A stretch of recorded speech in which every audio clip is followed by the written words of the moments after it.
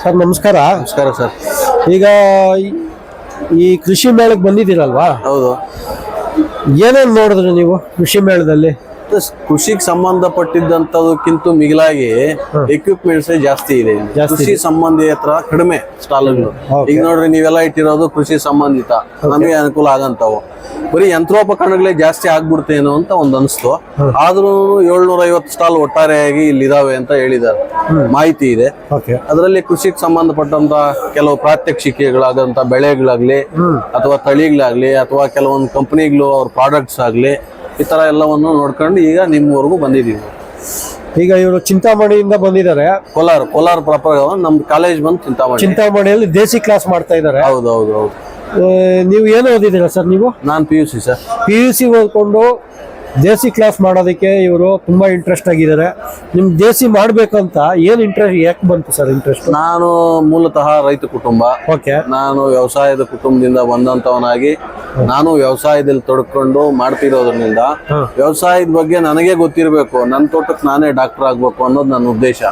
ನಾನ್ ಬೇರೆಯವ್ರ ಹತ್ರ ಹೋಗಿ ಕೈ ಕಟ್ ನಿಂತು ಅದು ಕೊಡು ಇದು ಕೊಡು ಅಂತ ಆತ ಏನೋ ಕೊಟ್ರೆ ತಗೊಂಡ್ ಬಂದು ಹೊಡೆಯೋದಾಗಬಾರ್ದು ಅಥವಾ ಅದಕ್ಕೆ ಕೊಡೋದಾಗಬಾರ್ದು.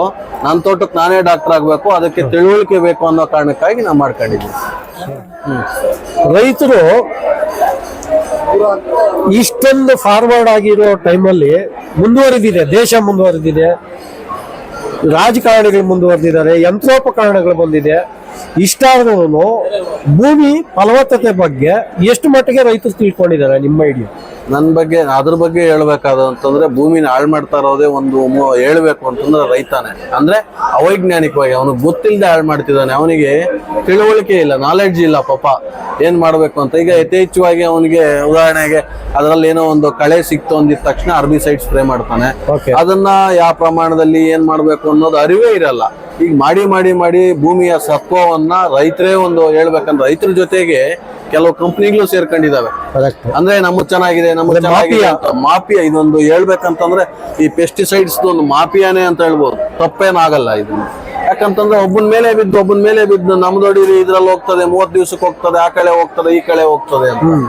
ನಮ್ಮ ಹಿರಿಯರು ಯಾವತ್ತೂ ಕಳೆನಾಶಕ್ಕಾಗಿ ಕಳೆನ ಯಾವತ್ತೂ ಅವರು ಸ್ಪ್ರೇನು ಮಾಡಿಲ್ಲ, ಯೂಸು ಮಾಡಿಲ್ಲ. ಯಾವತ್ತು ಮ್ಯಾನ್ ಪವರ್ ಇಂದಾನೆ ತೆಗಿತಿದ್ರು ಅಥವಾ ಮಾಗಿ ಉಳುಮೆ ಮಾಡಿ ಒಣಗಿಸಿ ಭೂಮಿ ಹದ ಮಾಡಿದಾಗ ತಾನೇ ಕಡಿಮೆ ಆಗ್ತಿತ್ತು.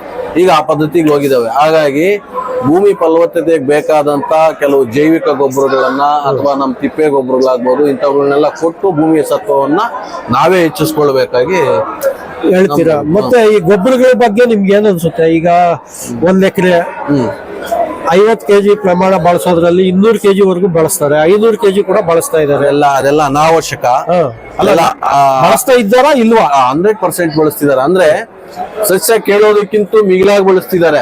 ಅದಕ್ಕೆ ಏನ್ ಬೇಕು ಅಂತ. ಅದಕ್ಕೆ ಈಗ ಸುಮಾರು ನಮ್ಮ ಏನು ಕೃಷಿ ವಿಶ್ವವಿದ್ಯಾಲಯ ಇಲ್ಲಿದ್ದಾವೆ, ಮಣ್ಣು ಪರೀಕ್ಷೆ ಮಾಡಿಸ್ಕೊಳ್ಳೋದು ಬಹಳ ಉತ್ತಮ. ಮಣ್ಣು ಪರೀಕ್ಷೆ ಮಾಡಿಸ್ಕೊಂಡಾಗ ಅದರಲ್ಲಿ ಯಾವ NPK ಯಲ್ಲಿ ಏನ್ ಕಡಿಮೆ ಇದೆ ಅಥವಾ ಸೆಕೆಂಡರಿ ನ್ಯೂಟ್ರಿಯೆಂಟ್ಸ್ ಅದರಲ್ಲಿ ಯಾವ್ದು ಕಡಿಮೆ ಇದೆ ಅನ್ನೋದನ್ನೆಲ್ಲ ಪೂರ್ತಿ ತಿಳ್ಕೊಂಡಾಗ ಅದ್ರಲ್ಲಿ ಏನ್ ಬೇಕೋ ಅದನ್ನ ಎಷ್ಟು ಪ್ರಮಾಣದಲ್ಲಿ ಬೇಕೋ ಅಷ್ಟನ್ನ ಕೊಟ್ರೆ ಸಾಕು. ಅಧಿಕವಾಗಿ ಕೊಟ್ರೆ ಪೋಲಾಗಿ ಹೋಗೋದು ಅಲ್ಲದೆ ಭೂಮಿ ಸೌಳು ಕೂಡ ಆಗ್ತದೆ. ಈಗ ನಮ್ಮ microbial mining biotech gear system ಅಂತ ಇದೆಯಲ್ಲ, ಅದು ಬಳಸಿದೀರಾ ನೀವು? 100% ಬಳಸಿದೀವಿ. ನಾವು ಬಳಸಿದೀವಿ ಅಂತಂದ್ರೆ ಹೇಗೆ ಅಂದ್ರೆ ದೊಡ್ಡಬಳ್ಳಾಪುರದಲ್ಲಿ ಒಬ್ರು MSc ಇವರಿದ್ದಾರೆ, ಡಾಕ್ಟರ್ ವೇಣುಗೋಪಾಲ್ ಅಂತ ಅಂದ್ಬಿಟ್ಟು ಅವರನ್ನ ನಾನು ಯೂಟ್ಯೂಬ್ ಅಲ್ಲಿ ಫಾಲೋ ಮಾಡಿ ನೋಡಿದಾಗ ನಿಮ್ದು ಸಾಯಿಲ್ ಡಾಕ್ಟರ್ ಸಾಯಿಲ್ ಅಲ್ಲ, ಇದು ಸಾಯಿಲ್ ಡಾಕ್ಟರ್ ಅಂತ ಮೈಕ್ರೋಬಿಯಲ್ ಅಂತ ಅಂದ್ಬಿಟ್ಟು 1 to 5 ಅಂತ ಒಂದು ಗೇರ್ ಸಿಸ್ಟಮ್ ಅಲ್ಲಿ ಇತ್ತು. ನಾನಾಗ ಕ್ರೈಸಂಥೆಮಮ್ ತೋಟ ಮಾಡಿದ್ದೆ, ಅದಕ್ಕೆ ನಾನು ಬಳಸಿದ್ದೀನಿ. ಒಳ್ಳೆ ರಿಸಲ್ಟು ಸಿಕ್ಕಿದೆ ನನಗೆ. ಅದನ್ನ ಬೆಳೆಯ ಅವಧಿಯಲ್ಲಿ ಹಂತವಾಗಿ ಬಳಸ್ಕೊಂಡು ಹೋಗೋದು. ಮತ್ತೆ ತದನಂತರ ಟೊಮೆಟೊ ತೋಟಕ್ಕೂ ಬಳಸಿದೆ. ಬಹಳ ನನಗೆ ಏನು ಇದರಿಂದ ಎಫೆಕ್ಟ್ ಅಂತದ್ದು ಭೂಮಿಗೆ ಏನಾದ್ರು ಹೆಚ್ಚು ಕಡಿಮೆ ಆಗಂತದ್ದು ಏನು ಕಾಣಿಸ್ತಿಲ್ಲ. ಅಥವಾ ಏನೋ ಇದನ್ನು ಬಳಸಿ ಸಸ್ಯ ಹಿನ್ನಡೆ ಆಯ್ತು ಅನ್ನೋದು ಏನಿಲ್ಲ, ಚೆನ್ನಾಗಿ ಅಭಿವೃದ್ಧಿನೂ ಆಯ್ತು, ಒಳ್ಳೆ ಫಸಲು ಸಿಕ್ತು. ನೋಡಿ ಸರ್, ಈಗ ನಾವು ಈ ಕಾನ್ಸೆಪ್ಟೇ ಅದೇ ನೋಡಿ, ಕಾನ್ಸೆಪ್ಟ್ ನೋಡಿ, ಸಾವಯವ ಉತ್ಪನ್ನಗಳನ್ನು ಬಳಸಿ ಫಲವತ್ತಾದ ಭೂಮಿಯನ್ನು ಮುಂದಿನ ಪೀಳಿಗೆ ಕೊಡಬೇಕು ಅನ್ನೋದೇ ನಮ್ಮ ಗುರಿ. ಈಗ ಅದೇ ಹೇಳಿದ್ರಲ್ಲ, ಈ ಒಂದು ಕಾನ್ಸೆಪ್ಟ್ ಇದೆ ಇಲ್ಲಿ ನಮ್ GKVK 25ರಲ್ಲಿ ನೆಲ ಜಲ ಬೆಳೆ ಅಂತ. ಹಾಗೆ ನಿಮ್ದು ಕಾನ್ಸೆಪ್ಟ್, ನಿಮ್ದು ಏನಿದು ನ್ಯಾನೋ ಟೆಕ್ನಾಲಜಿ, ಇದು ಸಾವಯವ ಉತ್ಪನ್ನಗಳನ್ನು ಬಳಸಿ ಫಲವತ್ತಾದ ಭೂಮಿಯನ್ನು ಅವ್ರು ತಾನೆ ಮುಂದಿನ ಪೀಳಿಗೆ ಭೂಮಿ ಇದ್ರೆ ತಾನೆ ನಮ್ಮ ಮಕ್ಳಿರೋದು, ಮರ ಗಿಡ ಉಳಿದ್ರೆ ತಾನೆ ನಾವು ಉಳಿಯೋದು. ಅವೇ ಉಸಿರಾಡಲ್ಲ, ನಾವೇನಕ್ಕೆ ಇರ್ತೀವಿ? ಪೀಳಿಗೆನೇ ಇರಲ್ಲ, ಮುಂದಿನ ಪೀಳಿಗೆ ಅನ್ನೋ ಮಾತೇ ಇರಲ್ಲ. ನಾವು ಭೂಮಿನ ಕಿಡಿಸ್ಬಿಟ್ರೆ ಅದು ಏನು ಅತಿ ಶೀಘ್ರದಲ್ಲೇ ಇದೆ ನಂಗೆ ಗೊತ್ತಿದ್ ಮಟ್ಟಿಗೆ. ಅದನ್ನ ಏನಾದ್ರೂ ಸರ್ಕಾರಗಳು ಅಥವಾ ಗೊತ್ತಿರೋಂಥವ್ರು, ಈ ಕಂಪ್ನಿಗಳು ಇವರೆಲ್ಲ ಮುಂದಾಗಿ ಸ್ವಲ್ಪ ಕಾಳಜಿ ತಗೊಂಡು ಮುಂದಿನ ಪೀಳಿಗೆಯನ್ನು ಉಳಿಸ್ಬೇಕಪ್ಪ ಅನ್ನೋ ಕಡೆ ಮುಂದಾದ್ರೆ ಮಾತ್ರ ಭೂಮಿನ ಉಳಿಸ್ಕೊಳ್ಬಹುದು. ಅಥವಾ ಏನೋ ಈ ರೀತಿ ಇತ್ತು ಅಂತಾದ್ರೂ ಹೇಳ್ಕೊಳಕಾದ್ರೂ ಉಳಿತದೆ, ಪಳಿ ಉಳಿಕೆಗಳಾದ್ರೂ. ಇಲ್ಲಾಂದ್ರೆ ಅದು ಹೋಗ್ಬಿಡುತ್ತೆ. ಕರೆಕ್ಟ್ ನೋಡಿ, ಜೀವಾಣುಗಳೊಂದಿಗೆ ಬೇಸಾಯ ಅಂದ್ರೆ ನೋಡಿ ಎಲ್ಲಾ ಜೀವಾಣು ಇದೆ. ಹೌದು ಸರ್, ಭೂಮಿಯಲ್ಲಿ ಜೀವಾಣು ಇಲ್ಲ, ಗೊಬ್ಬರ ಹಾಕಿ ಎಲ್ಲ ಹೋಗ್ಬಿಟ್ಟಿದೆ. ನಮ್ಮ ಕಾನ್ಸೆಪ್ಟ್ ಏನಂದ್ರೆ ಜೀವಾಣುಗಳಿಂದ ಭೂಮಿನ ಉಳಿಸ್ಬೇಕು, ರೈತರ ಖರ್ಚನ್ನ ಕಡಿಮೆ ಮಾಡಬೇಕು ಅನ್ನೋದೇ ನಮ್ಮ ಗುರಿ ಆಗಿದೆ. ಆದ್ರಿಂದ ಈ ಜೀವಾಣುಗಳು ಏನ್ ಕೆಲಸ ಮಾಡುತ್ತೆ ಅಂದ್ರೆ ಬೇರ್ಗೆ ಬರ್ತಕ್ಕಂಥ ರೋಗನ ತಡೆಗಟ್ಟುತ್ತೆ, ಮತ್ತೆ ಬೆಳೆನ ಸಸ್ಟೈನ್ ಮಾಡಿ ಸಮಗ್ರ ಕೃಷಿ ಕಡೆಗೆ ಕೊಂಡೊಯ್ಬೇಕು ಅನ್ನೋದೇ ನಮ್ಮ ಗುರಿ. ಕಡಿಮೆ ಬೆಲೆಗೆ ನಾವು ಕೊಡ್ತಾ ಇದೀವಿ ರೈತರಿಗೆ, ಈ ಪ್ರಾಡಕ್ಟ್ನ ಕಡಿಮೆ ಬೆಲೆಗೆ ಕೊಡ್ತಾ ಇದೀವಿ ನಾವು. ಅದರಿಂದ ಪ್ರತಿಯೊಬ್ಬ ರೈತರು ಇದು ಉಪಯೋಗಿಸ್ಕೊಳ್ಳಿ. ಹಾಗೆ ನೀವು ದೇಸಿ ಕ್ಲಾಸ್ ಅವರು, ನೀವು ಈ ಕ್ಲಾಸಲ್ಲಿ ಕೂಡ ಇದ್ರ ಬಗ್ಗೆ ಸ್ವಲ್ಪ ಹೆಚ್ಚಿನ ಕಾಳಜಿ ವಹಿಸಿ ಎಲ್ಲರಿಗೂ ತಿಳಿಸ್ಕೊಡಿ ದಯವಿಟ್ಟು. ಇನ್ನು ಭೂಮಿ ಅಧೋಗತಿಗೆ ಬಂದಿರೋ ಸಮಯದಲ್ಲಿ ಈ ತರ ಕಂಪನಿಗಳು ನೂರಾರು ಉಟ್ಕೊಬೇಕು, ನಾವು ಒಬ್ಬರೇ ಅಂತಲ್ಲ, ನೂರಾರಲ್ಲ ಸಾವಿರಾರು ಉಟ್ಕೊಂಡು ಈ ಕೆಮಿಕಲ್ಲು ಇದೆಲ್ಲ ದೊಡ್ಡ ಮಾಫಿಯಾ ಆಗಿದೆ.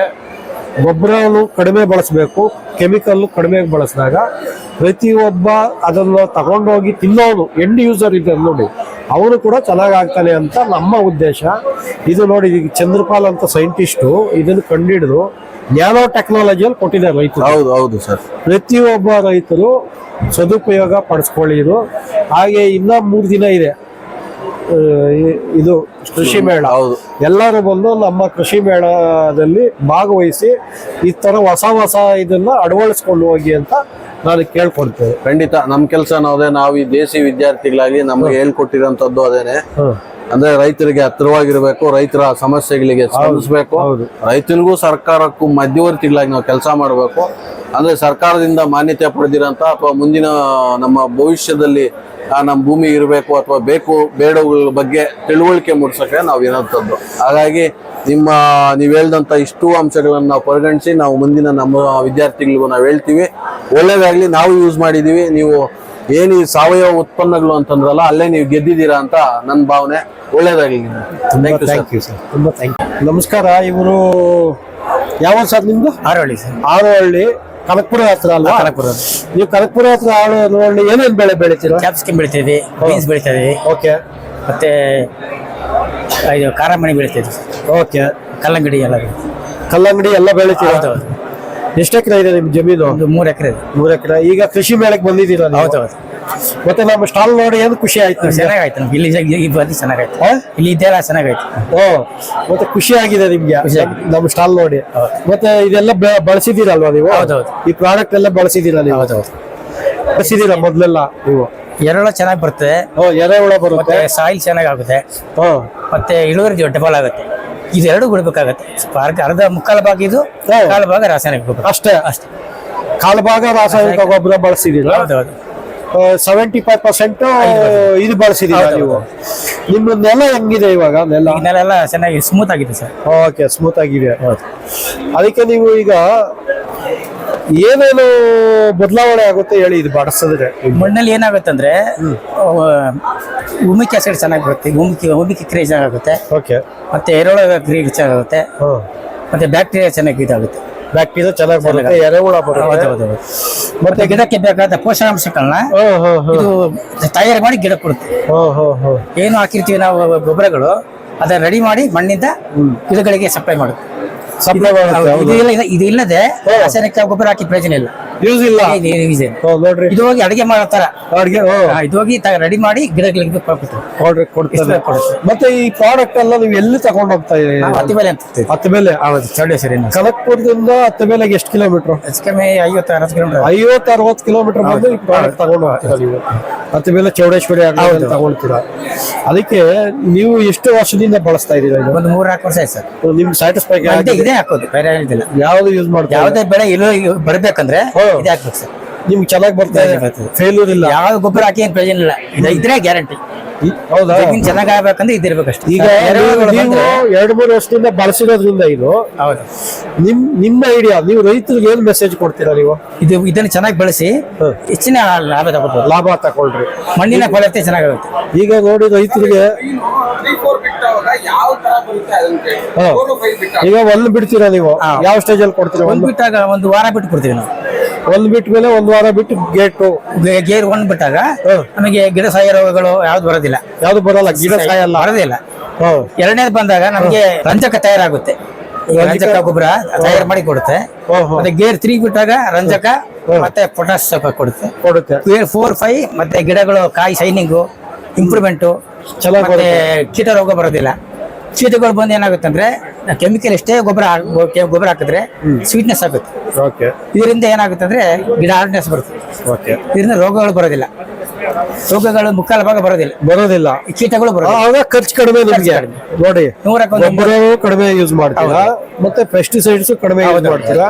ಈಗ ನೋಡಿ, ಹಠಾತ್ ಆಗಿ ನಮ್ಮ ರೈತರು ಆರೋಹಳ್ಳಿಯಿಂದ ಬಂದ್ರು, ಈ ಸ್ಟಾಲ್ ವೀಕ್ಷಣೆ ಮಾಡೋದಿಕ್ ಬಂದ್ರು. ಇವರೆಲ್ಲ 3 ವರ್ಷದಿಂದ ಯೂಸ್ ಮಾಡ್ತಾ ಇದಾರೆ. ತುಂಬಾ ಚೆನ್ನಾಗಿ ಇವ್ರು ಖುಷಿ ಆದ್ರು ನಮ್ಮ ಸ್ಟಾಲ್ ನೋಡಿ. ಹಾಗೆ ಈಗ ಸುಪ್ರೀಂ ಅಂತ ಇದೆ ನೋಡಿ, ಈಗ ಹೊಸದಾಗಿ ಬಂದಿದೆ.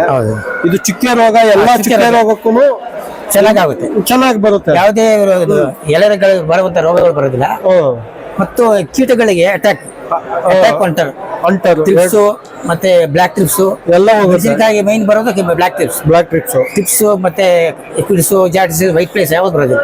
ನೋಡಿ, ಈ ರೈತರು ನಿಮ್ಮ ಹೆಸರು ಸರ್? ಈಶ್ವರ್ ಅಂತ. ನೋಡಿ, ಇವರೇ ದೊಡ್ಡ ನಮ್ಮ ಪ್ರಾಡಕ್ಟ್ ಬಗ್ಗೆ ಸೈಂಟಿಸ್ಟ್ ಆಗ್ಬಿಟ್ಟಿದ್ದಾರೆ. ಇದೆ ಸರ್. ಇದಿಲ್ಲದೆ ಬೆಳೆಯಕ್ ಆಗೋದಿಲ್ಲ, ತರಕಾರಿ ಬೆಳೆಯಕ್ ಆಗೋದಿಲ್ಲ. ಹೌದೌದು. ಇವರು ತುಂಬಾ ಥ್ಯಾಂಕ್ಸ್ ಬಂದಿದ್ದಕ್ಕೆ. ನೀವು ಪ್ರತಿಯೊಬ್ಬ ರೈತರಿಗೂ ಇವರು ಇನ್ಸ್ಪೈರ್ ಆಗ್ಬೇಕು. ಹೌದು, ಅವರೇ ಸೈಂಟಿಸ್ಟ್ ಆಗಿ ಪ್ರಾಡಕ್ಟ್ಸ್ ನೆಲ್ಲ ಟೆಸ್ಟ್ ಮಾಡಿ ಅವ್ರು ಸರ್ಟಿಫಿಕೇಟ್ ಕೊಟ್ಟಿದ್ದಾರೆ. ಪ್ರತಿಯೊಬ್ಬರು ಇದಕ್ಕೆಲ್ಲ ಲೈಸೆನ್ಸ್ ಇದೆ. ಯಾವುದೇ ಡೀಲರ್ ಬೇಕಾದ್ರೂ ನಮ್ಮ ಕಂಪನಿನ ಕಾಂಟ್ಯಾಕ್ಟ್ ಮಾಡಿ. ನ್ಯಾನೋ ಟೆಕ್ನಾಲಜಿ ಇದೆ. ನ್ಯಾನೋ ಟೆಕ್ನಾಲಜಿ, ಹೌದು. ಗಿಡಕ್ಕಾಗಿ ಏನಂದ್ರೆ ಸ್ಪ್ರೇನು ಮಾಡ್ಬೋದು, ಹೌದು, ಎರಡು ಇದೆ. ಇದೆಲ್ಲದೆ ಬೆಳೆ ಬೆಳೆಯಕ್ಕೆ ಸಾಧ್ಯನೇ ಇಲ್ಲ ಸರ್. ಯಾವುದೇ ತರಕಾರಿ ಬೆಳೆ ಬೆಳಿಬೇಕಂದ್ರೆ ಬೇಕೇ ಬೇಕು. ಹೌದು, ಪ್ರತಿಯೊಬ್ಬ ರೈತರು ಇದನ್ನ ತಿಳ್ಕೊಂಡಾಗ 20% ಗೊಬ್ಬರ ಕಡಿಮೆ ಆಗುತ್ತೆ, 20% ಕೆಮಿಕಲ್ ಹಾಕಿ ಪೆಸ್ಟಿಸೈಡ್ಸ್ ಕಡಿಮೆ ಆಗುತ್ತೆ ನಿಮ್ಮ ಪ್ರಕಾರ. ಓಕೆ, ದಯವಿಟ್ಟು ರೈತರು ಇದನ್ನ ಮನಗಂಡು ಪ್ರತಿಯೊಬ್ಬರು ಯೂಸ್ ಮಾಡಿ ಅಂತ ಹೇಳ್ತಾ ನಿಮ್ಗೆ ಥ್ಯಾಂಕ್ಸ್ ಹೇಳ್ತಾ ಇದೀವಿ.